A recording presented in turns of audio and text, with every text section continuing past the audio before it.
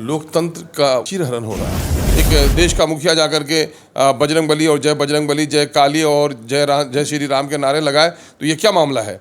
मजहबी उन्माद फैलाना, धार्मिक युद्ध लड़ने आए हैं क्या आप बात कीजिए इस मुल्क में जय किसान की, जय जवान की, जय रोजगार की, शिक्षा की। इस काम के लिए आप लोगों को बैठाया गया है। ये इनकी विफलता का प्रतीक है कि ये अपने वादे पर कहीं भी कायम नहीं रह पाए हैं, इसलिए फिर वही कमज़ोर सहारा तलाश कर रहे हैं।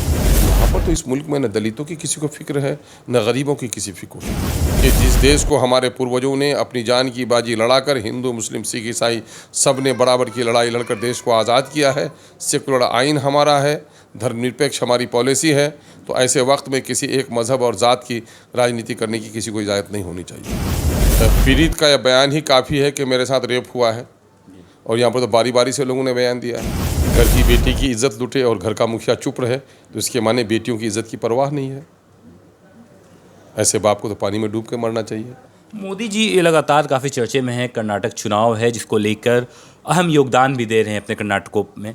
कर्नाटक में लगातार बजरंग दल वाली भाषण भी आपने सुना होगा। इसे आप कैसे देखते हैं? एक देश के प्रधानमंत्री किसी निजी राज्य में जाकर इस तरीके की भाषण दे रहे हैं, आपको कैसा लगता है? लोकतंत्र का वो है, चीरहरण हो रहा है ना। सच तो बात ये है कि लोकतंत्र को बचाने के लिए ज़रूरी है कि जब आदमी कैंपेन में जाए तो वो सरकार का आदमी नहीं हो, सरकारी मुराद नहीं मिलने चाहिए। ये विडंबना है लोकतंत्र के लिए।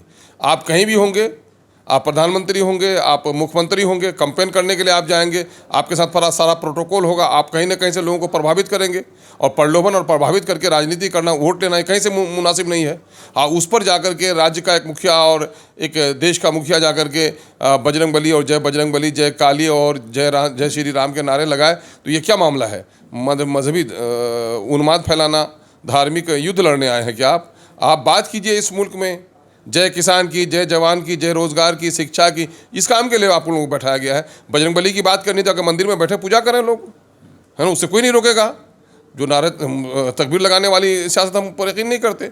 मसला ये है कि ये लोग इस तरह का वातावरण करके, चूँकि अपनी राजनीतिक रोटी ये लोग सेकते रहे हैं, वही आदत लगी। इनके पास कोई पासा नहीं है। काला धन वापस लाएंगे, करोड़ों को नौकरी देंगे, जो इनके एजेंडे थे देश की तरक्की के लिए, नौजवानों के लिए, उन एजेंडों पर ये बात करें ना। ये इनकी विफलता का प्रतीक है कि ये अपने वादे पर कहीं भी कायम नहीं रह पाए हैं, इसलिए फिर वही कमज़ोर सहारा तलाश कर रहे हैं। मणिपुर दंगे पर भी खामोश नज़र आ रहे हैं नरेंद्र मोदी।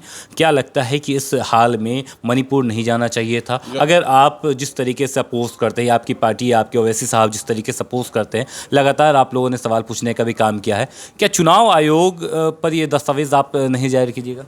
यकीनन करना चाहिए। चुनाव आयोग में लोगों को जाना चाहिए। ये तो हमारे नेशनल लीडरशिप की ज़रूरत है। लेकिन आपने नॉर्थ की जो बात कही है, दलितों का चीज़, वहाँ पर क्या हाल हुआ है, दलितों के साथ क्या दुर्गत हो रही है, यहाँ पर तो इस मुल्क में न दलितों की किसी को फिक्र है, न गरीबों की किसी को फिक्र है।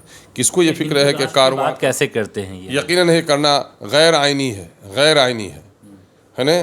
देश विरोधी गतिविधियों का हिस्सा है ये कि जिस देश को हमारे पूर्वजों ने अपनी जान की बाजी लड़ाकर, हिंदू मुस्लिम सिख ईसाई सब ने बराबर की लड़ाई लड़कर देश को आज़ाद किया है, सेकुलर आइन हमारा है, धर्मनिरपेक्ष हमारी पॉलिसी है, तो ऐसे वक्त में किसी एक मज़हब और ज़ात की राजनीति करने की किसी को इजाज़त नहीं होनी चाहिए। बिल्कुल। जंतर मंतर, आप लगातार न्यूज़ को देखते होंगे तो जंतर मंतर का किस्सा नज़र आता होगा। जंतर मंतर पर भारतीय महिला मुक्केबाज और रेसलर मौजूद हैं। उन लोगों ने यहाँ तक कह दिया है कि अपना वो स्वर्ण पदक वापस लौटा देगी। उसके बावजूद भारतीय सरकार उस पर कुछ नहीं बोल पा रही है। ब्रिजभूषण शरण सिंह अध्यक्ष हैं WFI के, वो कहते हैं कि अमित शाह और मोदी जी जैसी बोलेंगे मैं इस्तीफ़ा दे दूंगा, उससे पहले मैं कोई बयानबाजी नहीं करूंगा। क्या लगता है, ब्रिजभूषण शरण सिंह गुनहगार नहीं हैं? यकीनन गुनहगार हैं।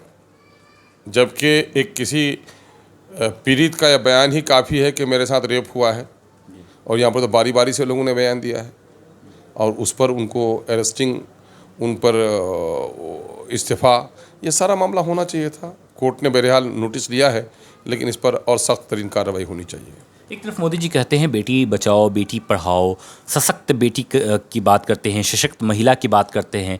इसी बेटी को, विगेस फोगाट को, जब उन्होंने गोल्ड मेडल जीता था तो उन्होंने कहा था ये तो मेरे घर की बेटी है। फिर आज वो मोदी जी इस पर चुप्पी क्यों साधे हुए हैं? क्या आप इसका जवाब आप घर की बेटी की इज्जत लुटे और घर का मुखिया चुप रहे, तो इसके माने बेटियों की इज्जत की परवाह नहीं है।